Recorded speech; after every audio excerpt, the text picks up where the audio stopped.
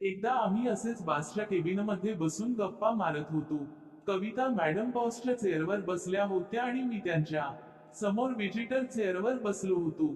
बाजूलाच लांबलचक खिडकी होती आणि बसल्या जागेवरून आम्हा दोघांनाही बाहेरची रहदारी दिसत होती. बाहेरून जाणाऱ्या येणाऱ्या बायकांबद्दल आम्ही चावट कॉमेंटच करत होतो. कसे कुणास ठाऊक, पण माया बोलण्यात निळी फिल्म हा शब्द आला. पण त्याचे कविता मॅडमला काही वाटले नाही व आमचे संभाषण पुढे चालू राहिले. मला थोडे आश्चर्य वाटले की त्यांनी निळी फिल्म या शब्दाबद्दल काही आक्षेप घेतला नाही किंवा त्याबद्दल काही विचारले नाही.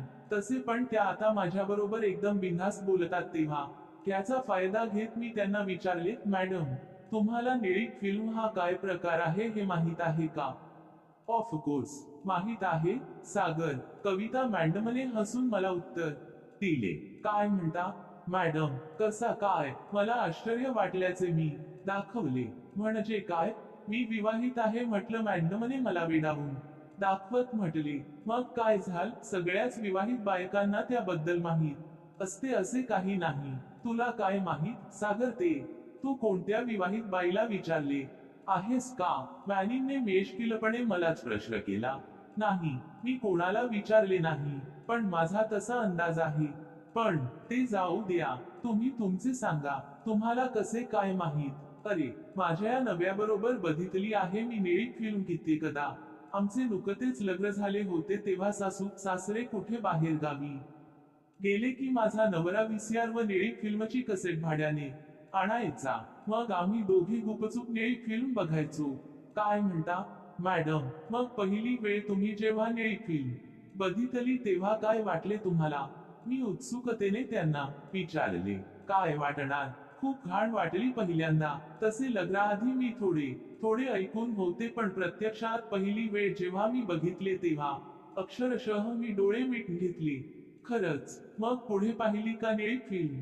मी त्यांचे बोलणे ऐकून उत्तेजित होत होतो. न पाहता कशी राहणार यांचा फारच आग्रह की बघच बघच म्हणून शेवटी पाहिली कशी तरी. मग मॅडम, फक्त त्याच वेळी तुम्ही ब्लू फिल्म पाहिलीत की परत पुन्हा कधीतरी पाहिली? पाहिली ना, परत नंतर कित्येकदा पाहिली. त्यावेळी यांचा जोर अगदी फॉर्मात होता. जेव्हा जेव्हा चान्स मिळेल तेव्हा तेव्हा हे निळी फिल्मची कॅसेट घेऊन यायचे. कधी कधी तर दिवसभर आम्ही दार लावून गुपचूप बघत असू. सांगता काय मॅडम? मी आश्चर्याने ओरडत बोललो. मग तुम्ही नुसतेच बघत असायचे की काही करायचे सुद्धा? शी सागर, काय प्रश्न आहे तुझा हा? मॅडमने फणकाऱ्यात मला म्हटले. आता शी काय त्यात मॅडम?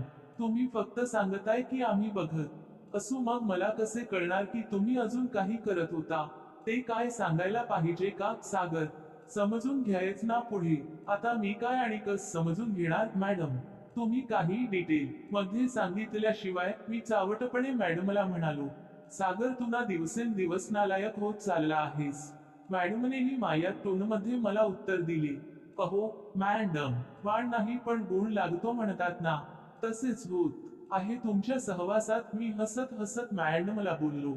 शी सागर, म्हणजे मी पण नालायक का? जाऊ दे, मी काही सांगणारच नाही तुला, मॅडमने लटक्या रागात म्हटले. अहो, रागावू नका हो मॅडम, मी मस्करीत म्हणालो. आता मला सांगा, तुम्हाला पण मजा वाटते की नाही अशी चर्चा करायला? मी हसत हसत त्यांना म्हणालो, नाही, मला नाही मजा वाटत. त्यांनी आपले हसू दाबत म्हटले. काय मॅडम, चेहरा बघा, लाजेने किती लाल झाला आहे तुमचा. शेवटी काही झाले तरी सांगण्यात पण एक मजा असते आणि ऐकण्यात पण. तेव्हा लाजू नका आणि बिनधास्त सांगा. मी नाही, मला शरम वाटते, मॅडमने नव्या नवरीसारख्या आविर्भावात म्हटले. सांगा हो मॅडम, काय लाजता काकूबाई सारख्या? नालायक, बेशरम. काय सांगू? हेच की.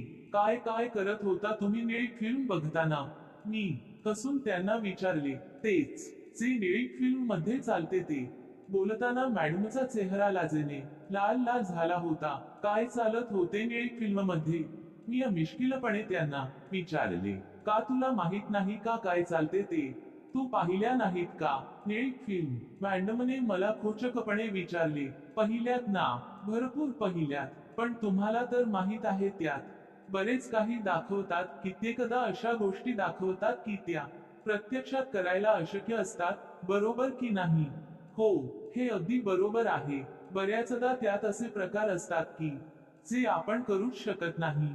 उदाहरणार्थ, मी तिरक्या नजरेने कविता मॅडमकडे बघत म्हटले, हा, मी नाही काही बोलणार. मॅडमच्या लक्षात माझी चाल आली आणि त्या मला वेडावून दाखवत म्हणाल्या, बरे ठीक आहे, तुम्ही काही सांगू नका, मीच विचारतो आणि तुम्ही फक्त हो की नाही या शब्दात उत्तर द्या.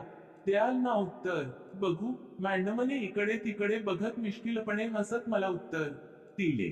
अहो द्या उत्तर, एवढ्या काय भाव खात आहात? बर, देते उत्तर, पण जास्तच घाणेरडं काही विचारायला लागलास तर मग मार खाणार तू माझ्या हातचा. चालेल, चालेल मॅडम. मी अगदी खुश होत म्हणालो. कविता मॅडमने मारायची गोष्ट केली, पण त्यांच्या हातचा प्रेमळ मार खायची माझी नेहमी तयारी असायची.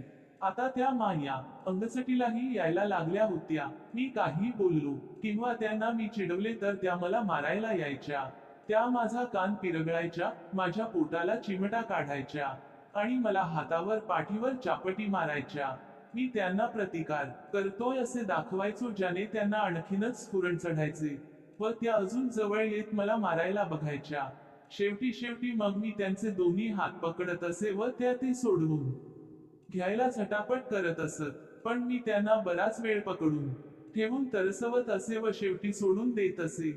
या थोड्याफार झटापटीत माझा त्यांना किंवा त्यांचा मला इकडे तिकडे स्पर्श व्हायचा, पण आम्ही त्याबद्दल काही अप्रूप दाखवत नव्हतो. त्यांना ही गंमतीची मारामारी वाटत असावी, पण मला त्याने फार उत्तेजना मिळायची. मारण्याच्या बहाण्याने त्यांचा मला होणारा तो स्पर्श मला हवाहवासा वाटायचा. तेव्हा शक्यतो मी नेहमीच काहीतरी चावट बोलून त्यांना चिडवत असे व त्या मला मारायला यायच्या आणि मग मी तयारच असे त्यांचा मार खायला. आता पण तसेच काही घडणार होते. कविता मॅडम नुसत्याच हसत होत्या. खरे तर मी फार मजेत येत होतो. त्यांच्याशी असे चावट बोलताना मला फार मजा मिळायची आणि त्यात आता मी त्यांना खूपच खाजगी प्रश्न विचारणार होतो. तेव्हा मी पण त्यांच्याकडे बघून हसत हसत विचारू लागलो, बर मॅडम, तुम्ही निळ्या फिल्म मध्ये दाखवतात तसे किसिंग करायचे का? हो, करायचो. अगदी जीभ चोखून वगैरे. हो ना, एकदम एवढे डिटेल मध्ये विचारू नकोस. बर मग त्यात दाखवतात तसे तुमच्या मिस्टरांचे ते तुम्ही चोखायच्या का? मला पण विचारताना थोडी लाज वाटत होती. हो, हे बोलताना मॅडमचा चेहरा अगदी लालगुंद झाल्यासारखा मला वाटत होता. आणि तुमचे मिस्टर तुमची ती चोखायचे का? हो, हो, आम्ही दोघेही एकमेकांना चोखायचो. वाव, म्हणजे 69. मी उगाच डोळे मोठे करून बोललो. नालायक, सगळे माहीत आहे तुला, मॅडमने मला तटावत म्हटले. आणि करण्याचे म्हणजे तुम्ही तसे निळ्या फिल्म मध्ये करतात तसे करायचे का? शेवटी तेच तर करायचो. नाही म्हणजे त्यात दाखवतात तसे. कधी तुम्ही वरती तर कधी तुमचे मिस्टर वरती वगैरे. हो रे बाबा, सगळ्या प्रकारे आम्ही करायचो, मॅडमने थोड्या त्रासिक स्वरात म्हटले. आणि मागून? मी हसत त्यांना पुढे विचारले, मागून काय? मॅडमला माझा प्रश्न बहुधा कळला नाही. अहो, मागून म्हणजे डॉगी स्टाईलने. तुम्ही उलट्या आणि तुमचे मिस्टर मागून? मी हसू दाबत म्हटली. हो, हो, मागून पण सगळं करायचो. मी हसतोय व आमचे बोलणे एन्जॉय करतोय हे पाहून मॅडमने थोडे वैतागत उत्तर दिले. काय म्हणता? मागच्या हॉलमध्ये पण? मी पटकन मोठ्याने बोललो. सागर, तुला ना आता, असे म्हणत कविता मॅडम उठल्या आणि मला सटासट चापट मारायला लागल्या. मी ऐकून घेते तर. काहीही घाणेरडे बोलतोस होय? तुला नाही सोडणार आता. थांब, तुला ह्या पट्टीनेच मार देते.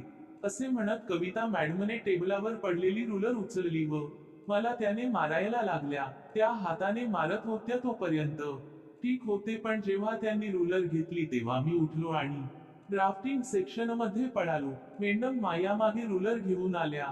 मी पटकन दरवाज बंद केला व आतून कडी लावली. मॅडम थोडा वेळ बाहेर उभ्या राहून दरवाजावर धक्के मारत राहिल्या व माया नावाने बडबड करत राहिल्या आणि मी मोठमोठ्याने हसून त्यांना अजून चिडवत राहिलो. तेवढ्यात कोणीतरी बेल मारली आणि मॅडम दरवाजा उघडायला गेल्या. त्यावेळी आमचा तो विषय तेवढ्या पुरता संपला. पुढे 2 दिवस आम्हाला तसा एकांत मिळाला नाही.